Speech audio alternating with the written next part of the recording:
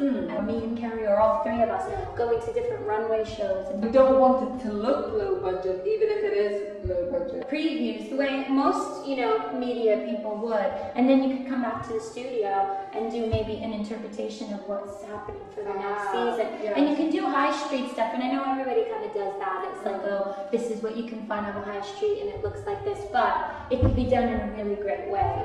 Because what we said was, we want this show to be aspirational, and we want to be able to do things that people aspire to, but we don't want to provoke envy. But it can be connected through what's really happening on the runways, and actually take some real footage or interviews with people, different cultures, and maybe what the Japanese do, because their skin stays amazing and they don't age at all, and what American women do, and what Italian women do, Brazilian waxing, and did that really start in Brazil? I've heard of this threading, but I've never had it done, and it's wild.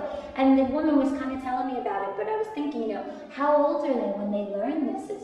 Is it something that's passed through the generations? Does it originate from India? I think so. It's definitely an Asian cultural craft. Because I was even watching a documentary where a woman was doing it to another woman on her whole face, and I guess it's to, hair removal wherever. I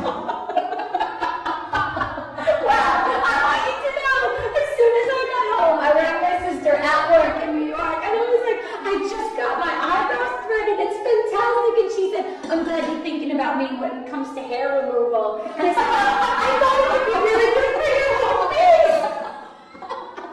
Maybe even demystifying all of it, because people would be intimidated maybe to do certain things, but if you just put it out there as much as you can. She was an Asian woman, and she said to me, oh, my husband hates body hair. She had less than he was saying to me, you need a wax, and we were both laughing about it, and I said, I'd like to dip my whole body in wax up to my chin at least. And it made me think, I'd like to get a man in that chair and get his sections waxed. Just see, and I'm not talking back either, because a lot of men do back and chest. I think men should experience a bikini wax. I'm talking about the full-blooded heterosexual man. I think they do it because they go on the beach. I'm sorry, he was just hairy from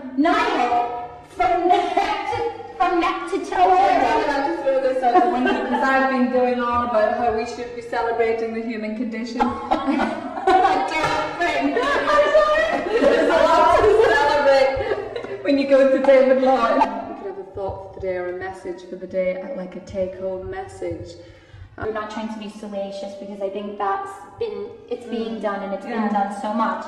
So I definitely think that's a major point for our show, and even if we joke around in the kind of brainstorming process, we don't want to have people on and just say, okay, can you take your shirt off because we want to see how hairy your back is. And you have a kind of gift for being able to see the funny side of things.